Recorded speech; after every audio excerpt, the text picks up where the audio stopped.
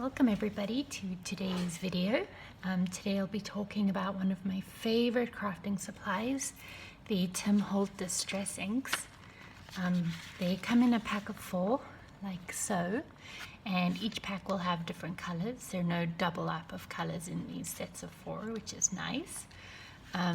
The Distress inks, it's a water-based dyeing formula, and they're really fun to use. I mostly use them with a blender brush in my planners and my art journals. However, you can use them for stamping as well. You just want to be careful what you're stamping in or on. So with that said, I'm going to show you the different kinds of paper I tend to use and how the different inks react. So let me this is a newer set of mine, so I'm excited to see what these guys look like. But so this is mixed media paper. It's just the Canson brand, generic, not generic, but just your regular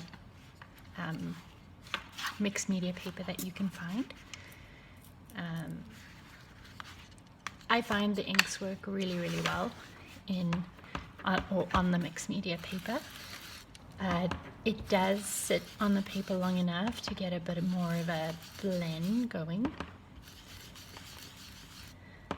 So there you go. I find when you use a brush to blend like this, it's not going to shadow in any of the forms I'm going to show you.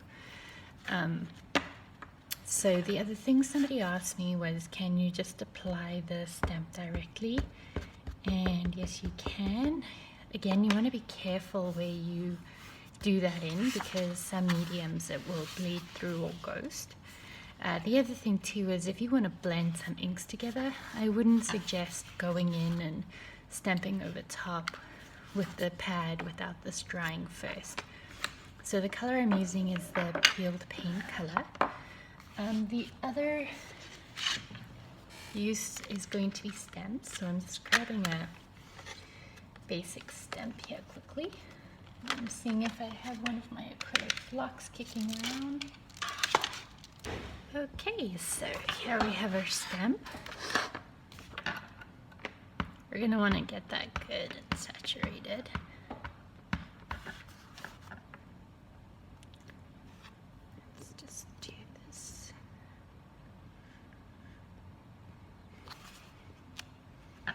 Okay, so that's what the stamp image looks like.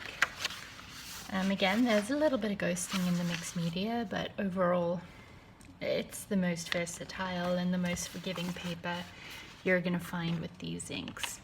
So next up, the other medium I wanted to show you was the Lectrum 1917.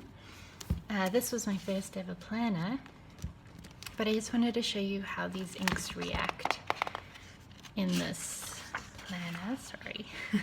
Well, I guess I can show you. So this is the Ranger ink as well. As you can see, really good blending. The only thing I fault the Lectrum for is that the paper absorbs the ink so quickly that you have very minimal time for blending. Like, you have to get in there quick, or else you're not gonna be able to blend as well. If you're gonna pat it straight down on the paper, I wouldn't suggest doing that. As you can see, the minute there was oversaturation with this ink, it did bleed through. So that's the Lectrum. You just want to be very careful. The Lectrum paper isn't as good quality as, say, the Scribbles That Matters, which is my favorite bullet journal book. I'm just gonna head back here. I have a couple of color swatches ready to go. Okay, so here you're gonna see the same thing. The color sits on the paper long enough that you're able to get a nice blend going. Again, I wouldn't suggest putting the stamp pad directly on the paper, as you're gonna see bleeding and ghosting. So although better blendability than the Lectrum per se, you're still not going to want to saturate it with ink. So let me just show you the comparison. You get more, I'm going to call it personality and color variance than the Lectern. Which if you like this, that's fine. I like a bit more of a unique distress look, if you will. Okay, and then the other paper that's going to react the same as the Scribbles That Matters is the Rhodia. This is a vellum paper, and what it's going to do is it's going to handle the blending very, very well. Even better than the Scribbles That Matters, since the ink doesn't dry quite as quickly. The paper doesn't absorb the ink as quick, so you have more time and more opportunity to create something fun. But as with the Lectern and the Scribbles, if you're going to oversaturate it, it will bleed through the page, so you don't want to do that either. So this is if you make your own traveler's notebooks, or if you're playing with calligraphy on the Rhodia paper. Okay, so those are your mediums. The other purpose of this video was to do color swatching. So I had a really good friend of mine ask me to do a color swatch so that she could see A, how many inks I really had, and B, what they look like on the paper. So one of my favorite things about the Distress ink is that in terms of color saturation, what you see, or the hue at least, what you see on the cover is what you're going to get on the page. So it's really fantastic in that sense. But I will be done talking now, and stick around if you want to see A, how many of these Distress inks I really have, and B, what they look like on paper. I printed this off of the Ranger Ink website. Very quick, very easy. I like that it had everything written down for me. Oh, so yeah, you're gonna want to watch for that. I have ink all over my hands now, but they had it all labeled out for you. I will be posting more on my blog if you were interested in a particular color or a particular kit. I'll be posting on my blog what color belongs to which kit. So if you're interested, please check out my blog. Otherwise, I will be swatching these colors, and I hope you enjoy. Thank you.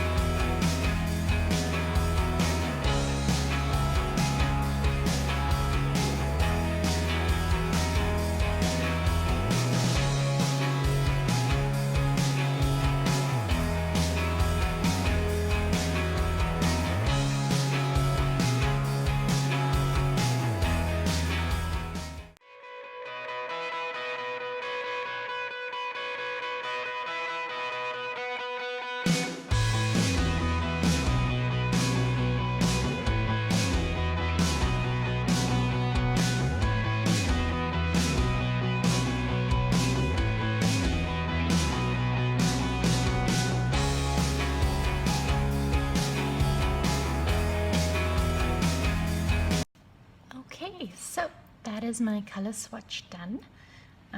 As you can see, I think I'm missing 3 or 4 sets only. But that's what I have. I've been using the dauber that Ranger produces, as well as the little foam pads that they come with. One of the ladies that introduced me to the distress inks keeps them underneath like that, so that they store nice and easy, so you can just grab it and reuse it, and you don't have to constantly be throwing them out and buying new ones. And the other thing I was using was just your generic makeup sponges. They work just as well. That one, and I think it was, see, I don't even, oh, tea dye. I don't even remember where the other one was that I used as the faded jeans. So makeup sponges are going to work really well as well. And yeah, I hope you enjoyed it. Just as a quick disclaimer, I'm not affiliated with Ranger, Tim Holtz, or anything. I'm just a big fan of the product.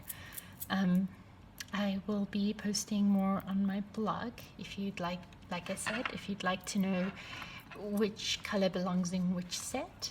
I'll be posting that on my blog for your viewing. So thank you very much for following along today. My Instagram is @mydarbyMillLife. My blog is mydarbyMillLife.com. And yeah, I will be posting art journaling that I do using these almost call them paints, using these inks, and you can see how versatile and how fun they are to use. Thank you.